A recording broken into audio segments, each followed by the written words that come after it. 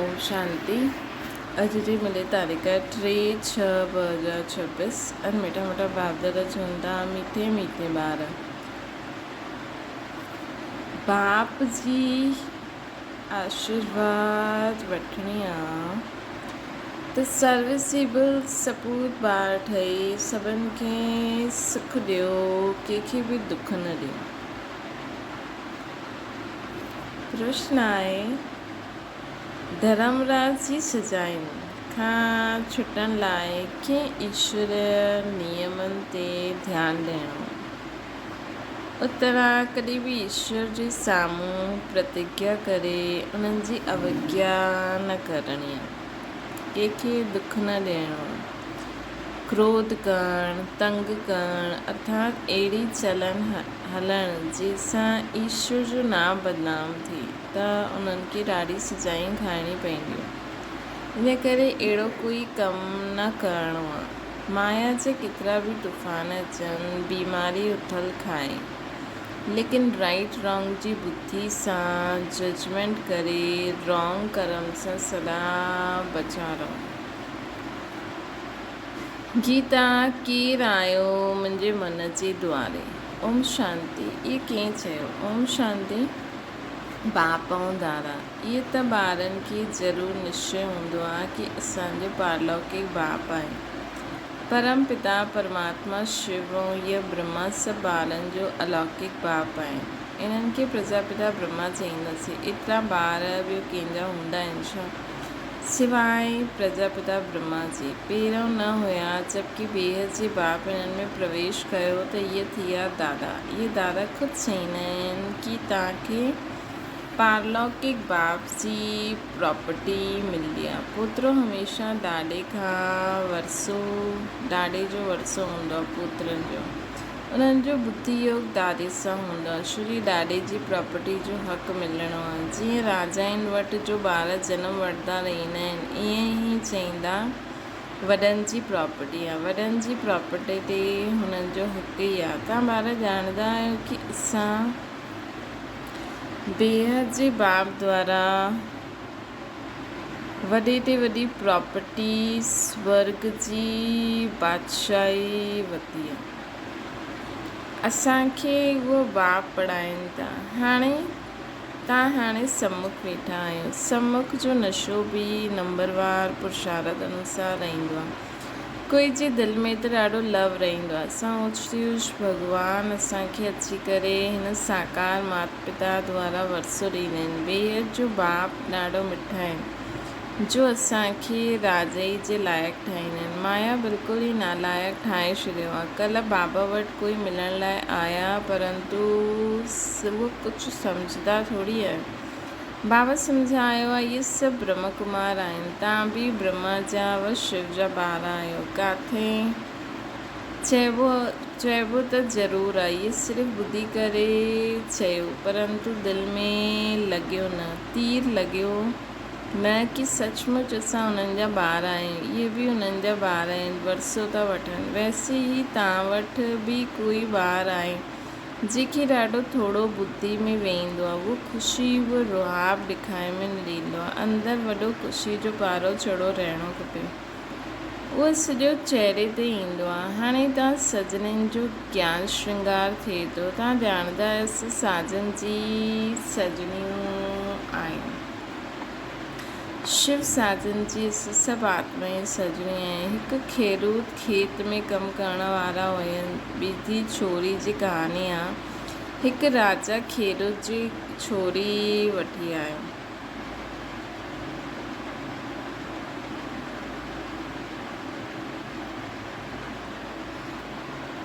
परंतु पोइ बि हुनखे राजाई में मज़ो न आयो त छोरी खे वापसि गामड़े में छॾे आया। चई तव्हां राजाई जे लाइक़ु न आहे। हिते बि बाबा श्रृंगार कंदा आहिनि।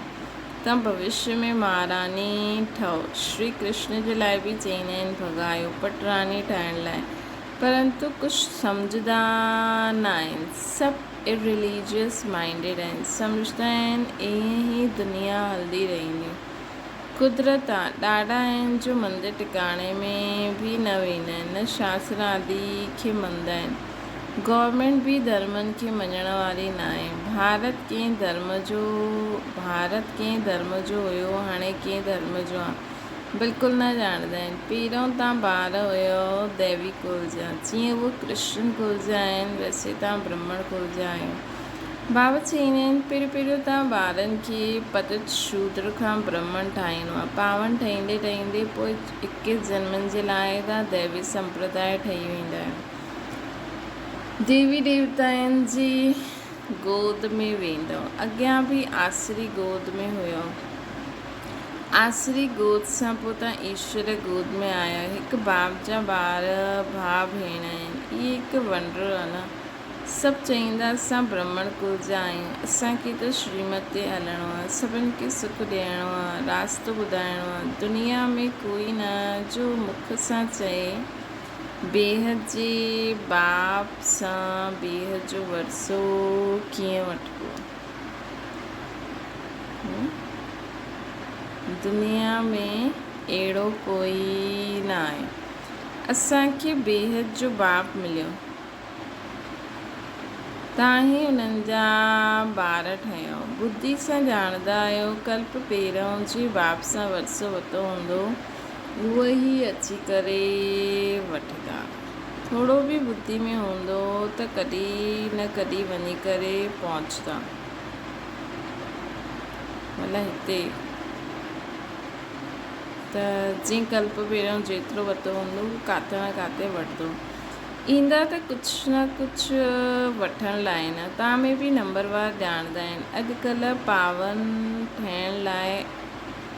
पावन ठहिण लाइ आहिनि, कल्ह पोइ पतित ठही वेंदा आहिनि। कंहिंखे कंहिंजो ख़राबु संग लॻण सां भुलिजी वेंदा आहिनि कि बाप जो ठही करे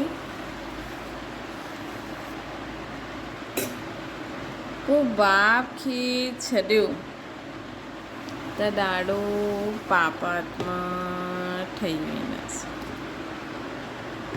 है न। इहे भुलिजी वेंदा आहिनि कि असां बाप जो ठही करे पोइ अगरि बाप खे छॾियो त पापात्मा ठही वेंदासीं। जीअं कोई कंहिंजो खून कंदा आहिनि त पाप लॻंदो आहे, उहो पाप बि थोरो आहे। हिते त बाप जो ठही करे फारक ते ॾींदा आहिनि, प्रतिज्ञा करे पोइ विकार में हली वेंदा आहिनि, विकारी ठही वेंदा आहिनि त पाप लॻंदो आहे। उहो पाप बि थोरो आहे। हिते त बाप जो ठही करे कंदा आहिनि न त उहो ॾाढो लॻंदो आहे। अज्ञान काल में एतिरी न लॻंदी आहे जेतिरो ज्ञान में लॻंदो आहे। अज्ञान में त मनुष्यनि में क्रोध कॉमन हूंदो आहे। हिते तव्हां किथे क्रोध कयो त 100 गुणा दंड मिली वेंदो। अवस्था बिल्कुलु किरी पवंदी आहे। छो जो ईश्वर जो फरमान न मञंदा आहिनि। धर्मराज जो फरमान मिलंदो आहे पवित्र ठहिणु। तव्हां ईश्वर जो ठही जरा बि उन्हनि जे फरमान जी आज्ञा अवज्ञा कई त 100 गुणा दंड चढ़ी वेंदो। क्रिएटर त हिकु ई आहे न, ब्रह्मा विष्णु शंकर त उन्हनि जी रचना आहे। ब्रह्मा विष्णु शंकर त उन्हनि जी रचना आहे। धर्मराज बि क्रिएशन आहे। धर्मराज जो रूप बि बाबा साक्षात्कार कराईंदा आहिनि, पोइ हुन समय सिद्ध करे बतलाईंदा आहिनि। ॾिसो तव्हां प्रतिज्ञा कई हुई असां क्रोध न कंदासीं, कंहिंखे दुख न ॾींदासीं, पोइ बि तव्हां हिननि खे दुख ॾिनो, तंग कयो, हाणे सजायूं खायो। बग़ैर साक्षात्कार सजा न ॾींदा आहिनि। प्रूफ त खपे न। उहे बि सम्झंदा आहिनि बराबरि मां बाप खे छॾे करे इहो कुकर्म कयो। बदनामी कराइण सां तव्हां ते पोइ ॾाढियूं आफ़तूं अची वेंदियूं आहिनि। केतिरे अबलाइन ते बंधन अची वेंदा आहिनि। सॼो दंड बदनामी कराइण वारनि ते पइजी वेंदो आहे। हिन करे बाप चईंदा आहिनि वॾे ते वॾे पाप आत्मा ॾिसणी हुजे त हिते ॾिसो। धोबी वटि ॾाढा मेरा सड़ा हुआ कपिड़ा जॾहिं हूंदा आहिनि त सटको लॻाइण सां फटी पवंदा आहिनि।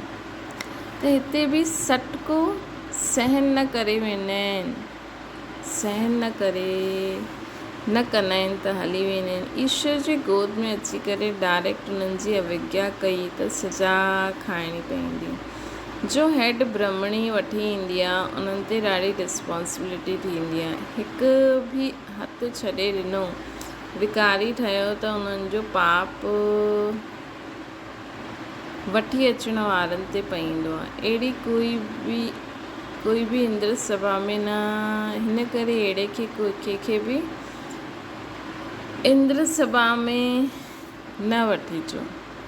नीलम परी पुखराज परी जी कहानी बि त आहे न। इंद्र सभा में कोई छुपी करे अची करे वेठो त इंद्र सभा में बांस अचणु लॻी हुई त वठी अचण वारी ते दंड पियो। मतिलबु सोचो कि जॾहिं तव्हां वठी था वञो न हुन समय तव्हांखे ॾाढी चेकिंग करणी आहे। मतिलबु कई बार हूंदा आहिनि न, माण्हू सोचंदा आहिनि कि उहो चवंदा आहिनि कि 1 साल ॾाढी परहेज़ कई, बाबा सां मिलिया, उन खां पोइ किरिया, लेकिन पोइ सेंटर ते न अचनि न। इहे न रोज़ु विकार में बि वञनि था ऐं सेंटर ते बि वञनि था ऐं ब्रह्मणी पहचाने नथी सघे। केॾी ऊची परख खपे न, है न। त पोइ दंड केते पवंदो आहे जेको वठी ईंदो आहे। अहिड़ी कुझु कहानियूं बि आहिनि। उहो पथर ठही आहे। बाबा पारसनाथ ठाहींदा आहिनि, पोइ अगरि अवज्ञा कई त पथर ठही वेंदा आहिनि। राजा ई पाइण जो सौभाग्य गवाए ॾींदा आहिनि। सम्झो कोई ग़रीब राजा जी गोद वठंदा आहिनि, अगरि नालाइक ठही वियो राजा कढी छॾे त छा थींदो? पोइ कंगाल जो कंगाल रहिजी वेंदो। हिते बि ईअं ई आहे। पोइ ॾाढो दुख महसूसु थींदो आहे। इन करे बाबा चई ॾींदा आहिनि कॾहिं बि कोई अवज्ञा न करिणो आहे। बाबा त साधारण आहे, इन करे शिव बाबा खे भुलिजी साकार में बुद्धि अची वेंदी आहे। हाणे त ॿारनि खे श्रीमत मिलंदी आहे जो गंदा ठही विया आहिनि, अहिड़ा पोइ इंद्र सभा में वेही न सघनि। हर हिकु सेंटर इंद्र सभा आहे जिते ज्ञान जी वर्षा थींदी आहे। नीलम परी पुखराज परी नाम त आहे न। नीलम रतन खे चईंदा आहियूं। इहे ॿारनि ते नाम रखियलु आहे। कोई त ॾाढो सुठो जीअं रतन आहे, कोई फ्लो न आहे। जवाहरात में कोई ॾाढा धागी बि हूंदा आहिनि, कोई हिकदमि प्योर हूंदा आहिनि। हिते बि नंबरवार रतन आहिनि। कोई रतन ॾाढा वैल्यूबल आहिनि, ॾाढी सुठी सर्विस कंदा आहिनि। कोई त सर्विस जे बदिले डिसर्विस कंदा आहिनि। गुलाब जे फूल ऐं अक जे फूल में बि केतिरो फ़र्क़ु आहे। शिव ते त ॿई चढ़ाईंदा आहिनि। हाणे तव्हां ॼाणे विया आहियो असां में फूल केरु आहिनि। उन्हनि जी ई सभु मांगनी कंदा आहिनि कि बाबा असांखे सुठा फूल ॾियो। हाणे सुठा फूल किथां लायूं? रतन जोत फूल त कॉमन हूंदो आहे। इहो बगीचो आहे न। तव्हां ज्ञान गंगायूं बि आहियो। बाबा त सागर आहे न। इहे ब्रह्मा आहे ब्रह्मपुत्र वॾे ते वॾी नदी। कलकत्ते में ब्रह्मपुत्र नदी ॾाढी वॾी आहे, जिते सागर ऐं नदी जो वॾो मेलो लॻंदो आहे। बराबरि ज्ञान सागर बाबा आहिनि। इहे चैतन्य ज्ञान सागर आहिनि। तव्हां बि चैतन्य ज्ञान नदियूं आहियो। उहे त पाणी जी गंगायूं आहिनि। वास्तव में नदियुनि ते नाम पियो आहे, परंतु आसरी संप्रदाय इहे बि भुलिजी विया आहिनि, है न। हरिद्वार में गंगा जे किनारे ते चतुर्भुज जो चित्र ॾेखारींदा आहिनि। उन्हनि खे बि गंगा चईंदा आहिनि, परंतु मनुष्य सम्झंदा न आहिनि कि चतुर्भुज केरु आहे। बराबरि हिन समय तव्हां सुदर्शन चक्रधारी ठहींदा आहियो। तव्हां आहियो सची ज्ञान नदियूं। उहा आहे पाणी जी, जा हुते वञी करे सनानु कंदा आहिनि। सम्झंदा कुझु बि न आहिनि, बसि देवी आहे। मनुष्य खे त कॾहिं 4-8 भुजायूं हूंदियूं न आहिनि, कुझु बि अर्थ न सम्झंदा आहिनि। तव्हां ॿार ॼाणंदा आहियो बाबा असांखे छा ठाहींदा आहिनि। असां त 100% बेसमझ हुआसीं। बाबा जी गोद वठण सां स्वर्ग जा मालिक ठहिया।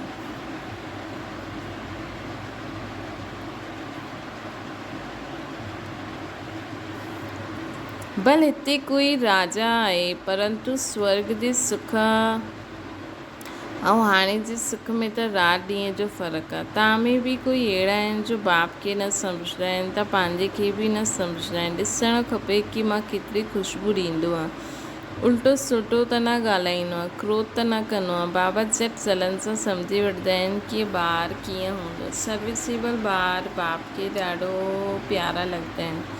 सभु त हिकु जहिड़ा प्यारा न लॻी सघंदा आहिनि। अहिड़ा ॿारनि जे लाइ अंदर में ऑटोमेटिकली आशीर्वाद निकिरंदी आहे। जेका ॿार सर्विसेबल हूंदा आहिनि, बाबा खे सुठी रीति ॼाणंदा आहिनि, ख़ुदि खे सुठी रीति ॼाणंदा आहिनि। बाबा जो नाफ़रमानदार ॿार हूंदो त बाबा चईंदा अहिड़ा ॿार मुंहुं बोल भल केतिरो नाम बदनाम कंदा रहंदा आहिनि। हिनखे चइबो आहे तक़दीर। कंहिंजी तक़दीर में छा आहे झटि पतो लॻी वेंदो। बाबा सम्झाईंदा आहिनि इहे सपूत ॿार आहे, इहे कपूत। बाप दादा खे न पहचानियो, तक़दीर में वरसो न वरितो त छा कंदा। हिन ज्ञान मार्ग में क़ाइदा ॾाढा कड़ा आहिनि। बाप पवित्र ठहे ऐं ॿार न ठहे त ॿार हक़दार न थियो। बाप पवित्र ठहनि ऐं ॿार न ठहे त हक़दार न थियो। उन्हनि खे ॿार न सम्झंदा। पोइ चईंदा असां त शिव बाबा खे वारिस ठाहींदासीं त बाबा 21 जन्मनि जे लाइ असांखे रिटर्न में ॾींदा।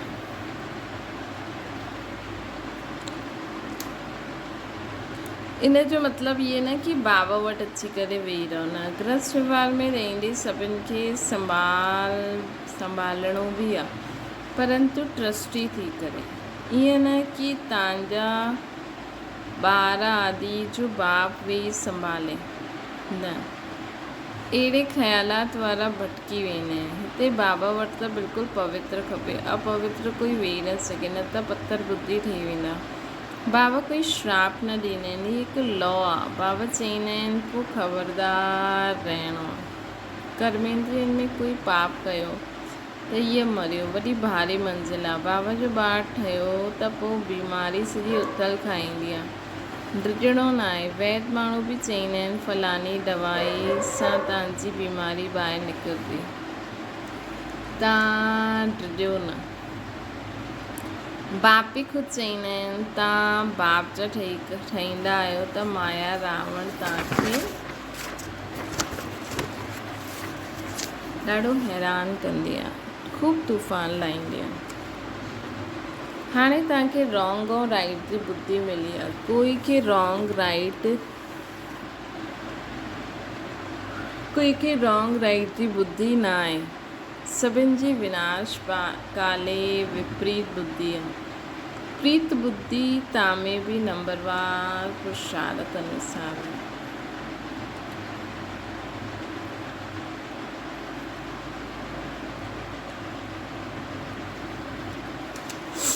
प्रीत बुद्धि वारा बाप जी सर्विस ॾाढी सुठी कंदा। अच्छा मीठी मीठी सिके लॻे ॿारनि प्रति माता पिता बाप दादा जो यादि प्यार ऐं गुड मॉर्निंग। रूहानी बाप जी सभिनि रूहानी ॿारनि खे नमस्ते। असांजी बि रूहानी माता पिता बाप दादा खे यादि प्यार गुड मॉर्निंग और नमस्ते।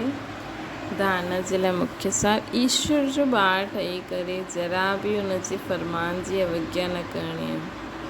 हिन कर्मेंद्रियनि सां कोई बि कुकर्म न करणो।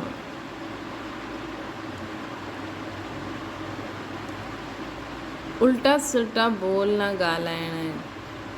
सपूत ॿार ठही बाप जी आशीर्वाद वठणी आहे। ॿियो आहे ट्रस्टी ठही करे पंहिंजे गृहस्थ व्यवहार खे संभालणो आहे। ज्ञान मार्ग जा जो क़ाइदा आहिनि उन्हनि ते पूरो हलणो आहे। राइट और रॉन्ग खे सम्झी करे माया सां ख़बरदार रहणो आहे। वरदाना तड़पती हुई भिखारी प्यासी आत्माउनि जी प्यास बुझाइण वारा सर्व खज़ाननि सां संपन्न ठहो। जे लहरनि में लहराईंदे व डूबदी हुई आत्मा हिकु तनके जो सहारो ढूंढदी आहे, ईअं दुख जी हिकु लहर अचणु ॾियो। पोइ ॾिसो अनेक सुख शांति जी भिखारी तड़पदी हुई आत्माएं तव्हांजे साम्हूं ईंदियूं। अहिड़ी प्यासी आत्माउनि जी प्यास बुझाइण लाइ पंहिंजे खे अतीन्द्रिय सुख व सर्व शक्तियुनि सर्व खज़ाननि सां भरपूर करो। सर्व खज़ाना एतिरा जमा हुजनि जो पंहिंजी स्थिति बि क़ाइमु रहे ऐं अन्य आत्माउनि खे बि संपन्न ठाहे सघे। स्लोगन आहे, कल्याण जी भावना रखी शिक्षा ॾियो त शिक्षायूं दिलि सां लॻदियूं। अव्यक्त इशारो, सदा हर्षित रहणु ये ज्ञान जो गुण आहे। इन में सिर्फ़ु रूहानियत ऐड करणी आहे। हर्षितपन जो संस्कार बि हिकु वरदान आहे जो समय ते ॾाढो सहयोग ॾींदो आहे। जो स्वयं सदा हर्षित रहंदा आहिनि उहे कहिड़े बि मन वारे खे हर्षित करे ॾींदा आहिनि। अहिड़े ईजी नेचर वारा ख़ुशनुमा हर्षित चेहरे सां भारी वायुमंडल खे बि हल्को करे ॾींदा। अच्छा, ओम शांति। बाबा खे यादि करो।